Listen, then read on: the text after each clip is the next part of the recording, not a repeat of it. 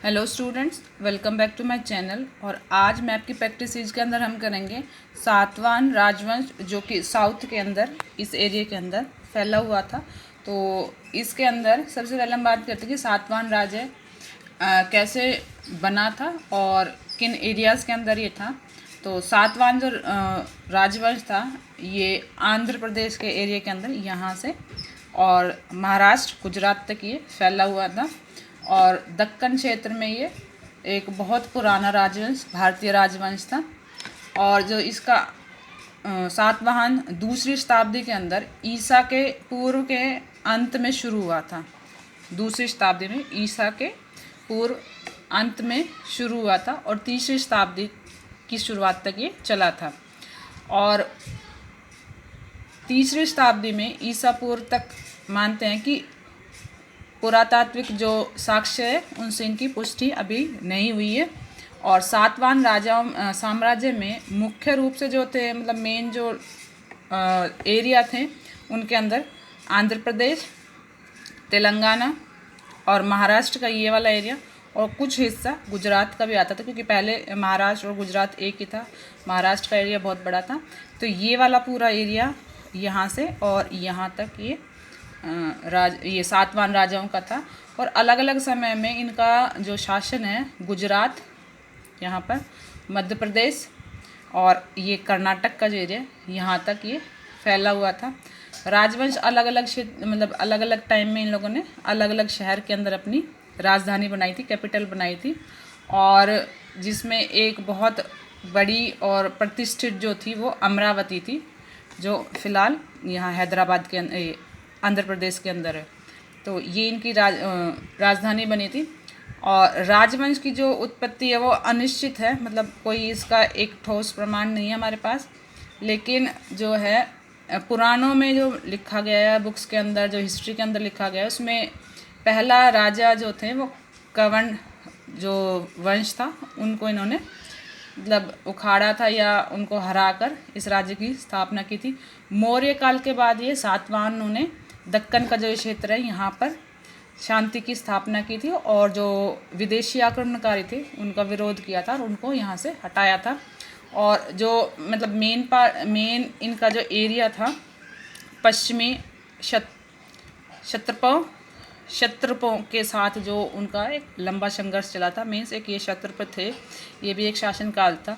फिर इसके बाद जो वंश गौतमी पुत्र सतकर्णी और उनके जो उत्तराधिकारी थे विशिष्ट पुत्र पुलवामी, उनके साथ इनका जो ये साम्राज्य बहुत बड़े एरिया के अंदर फैल गया था। और तीसरी शताब्दी तक ये शुरुआत में छोटे साम्राज्य के अंदर विभाजित, मतलब बट गया था।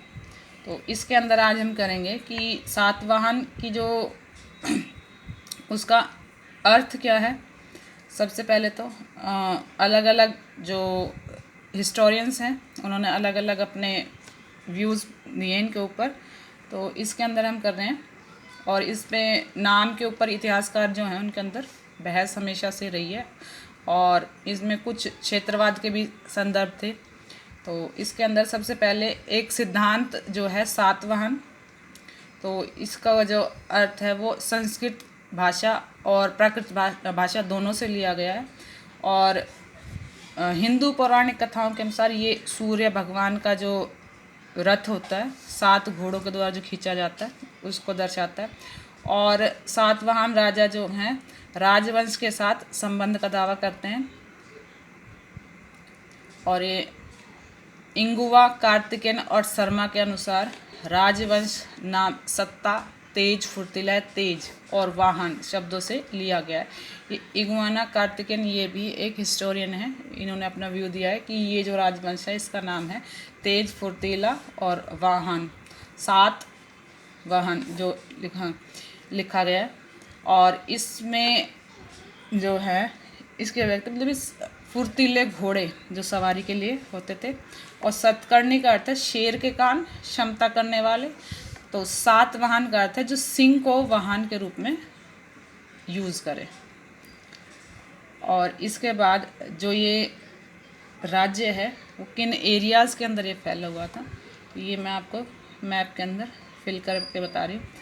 तो सबसे पहले इनका जो ये एरिया है, यहाँ से कर्नाटक, आंध्र प्रदेश का ये पूरा यहाँ तक, और फिर बाद में ये यहाँ से मध्य प्रदेश तक, और कुछ पार्ट जो था गुजरात का, ये वाला। तो इसको पहले मैं शेड बना लेती हूँ, एरिया को कवर कर लेते हैं। इन एरियाज़ के अंदर ये फैले हुए थे। सातवाहन साम्राज्य दक्षिण भारत का, और बहुत ही पावरफुल साम्राज्य।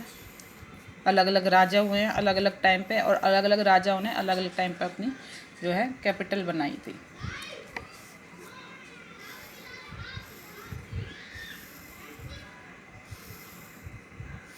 सिंबल आप कोई भी यूज़ कर सकते हैं, लेकिन जो आप सिंबल यहाँ यूज़ कर रहे हैं मैप के अंदर, वही आप इंडेक्स के अंदर दिखाएंगे। और एक से ज़्यादा चीज़ों को दिखाने के लिए तो हम अलग अलग करते हैं, लेकिन एक ही चीज़ को दिखाने के लिए हम एक ही सिंबल यूज़ कर सकते हैं। तो ये सातवाहन जो राजा थे जिन्होंने गुजरात, गुजरात, मध्य प्रदेश, महाराष्ट्र, तेलंगाना, आंध्र प्रदेश और कर्नाटक, इन एरियाज़ के अंदर इन्होंने अपना साम्राज्य फैलाया था, या इन एरियाज़ के ऊपर इनका अधिकार था। तो जो यहाँ पर भाषा जो बोली जाती थी वो महाराष्ट्री, प्राकृत और तमिल और संस्कृत।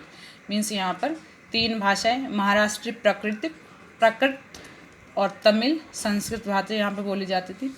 ये लोग हिंदू धर्म को मानते थे, लेकिन बौद्ध धर्म का भी बहुत ज़्यादा इन लोगों ने प्रचार किया था, और बौद्ध धर्म के अनुयायी भी यहाँ पर बने हुए थे लोग। तो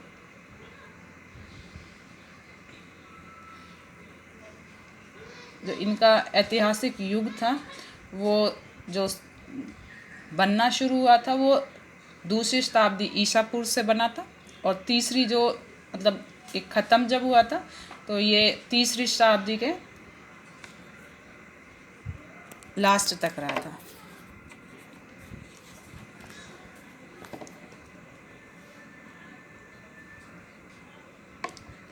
और इसके अंदर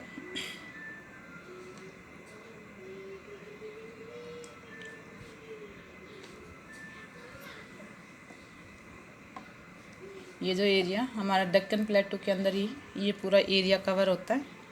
देखिए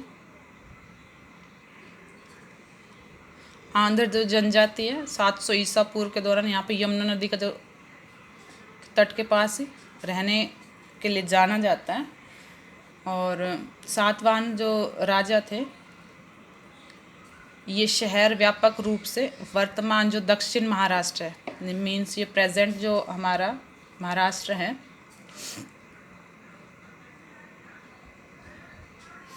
और आंध्र प्रदेश दक्षिण के अंदर यहाँ तक ये फैले हुए थे। और ये सातवाहन राजा हैं, जो इनका उल्लेख मतलब एक हिस्टोरियन है मेगास्थनीज, जो चंद्रगुप्त मौर्य के समय में आए थे, और उन्होंने अपनी बुक इंडिका के अंदर चंद्रगुप्त मौर्य के शासन के बारे में भी लिखा है। और ये सातवाहन राजाओं के बारे में भी उस बुक के अंदर लिखा गया है। और इसके अंदर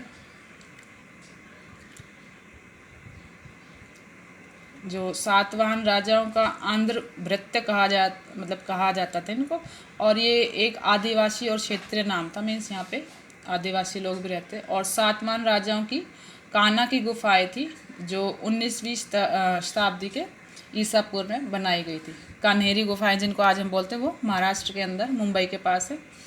तो ये है।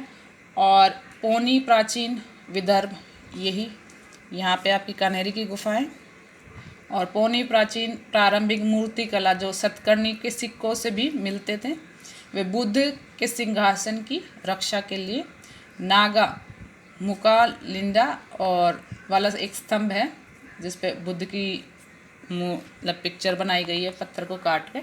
और दूसरी और पहली शताब्दी के बीच में ये बनाई गई थी, और आज ये इंडिया का जो म्यूज़ियम है पुरातत्व विभाग का, उसके अंदर ही रखी गई हैं। तो कान्हेरी की गुफाएं इसके महाराष्ट्र के अंदर यहाँ पर मुंबई के पास। और 19 जो है ये 19 गुफाएं हैं। नासिक गुफा में राजा कान्हा का एक शिलालेख है और ये सबसे पुराना सातवाहन राजाओं का जो शिलालेख है उसमें से एक है। और ब्राह्मी लिपि के अंदर इसको लिखा गया है कान्हे रजनी नासिक केना सामानेन महामाते, ये मराठी भाषा के अंदर लिखा गया है। और सातवाहन परिवार का जो राजा कान्हा के अधीन यह गुफा नासिक श्रमणों के लिए अधिकार मतलब बनाई गई थी। और नान घाट शिला सतकर्णी शासन के 70 और 60 ईसा पूर्व की इस पर डेट लिखी हुई है। तो ये छोटा सा एक टॉपिक की जो है सातवाहन राजाओं का साम्राज्य कहाँ तक फैला हुआ था और किन एरियाज़ के अंदर थे, सातवाहन राजा कौन थे। तो ये आज मैंने आपको प्रैक्टिस कराई। ये तो बहुत इजी है, इंडिया के अंदर ही है और साउथ वेस्ट पार्ट के अंदर। तो मैप की ज़्यादा से ज़्यादा प्रैक्टिस करें और चैनल को लाइक शेयर सब्सक्राइब करें। इससे अगले कोई भी जो टॉपिक होगा उसमें हम कोई न्यू टॉपिक रखेंगे मैप पे प्रैक्टिस के लिए। तब तक के लिए thank you so much, bye and take care.